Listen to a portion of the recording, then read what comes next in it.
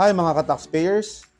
Ayon sa Revenue Memorandum Circular No. 10, 2024, ang Branch Account Enrollment Registration sa Online Registration and Update System o ang ORUS para sa mga branches ay available na para sa ating mga taxpayers simula pa noong January 15, 2024. Maaaring gawin ng mga taxpayers ang mga sumusunod na transaksyon sa ORUS. Una, pag-apply ng Authority to Print o ATP para sa mga resibo.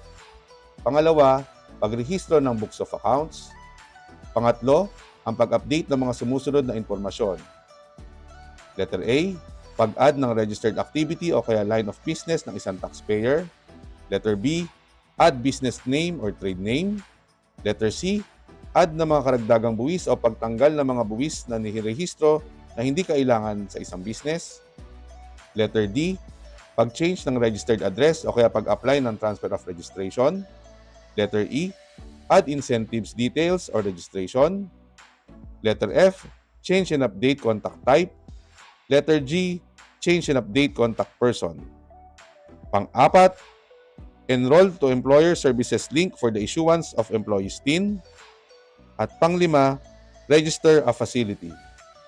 Mahalagang paalala na ang ORUS branch account ay hiwalay sa ORUS account ng head office.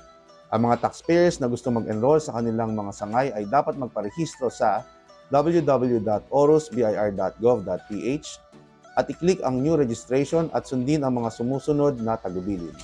Para sa mga karagdagang impormasyon, maaaring magpunta sa ating official website sa www.bir.gov.ph at huwag din kalimutan na i-follow ang ating Facebook, YouTube at Twitter accounts para sa ating mga updates.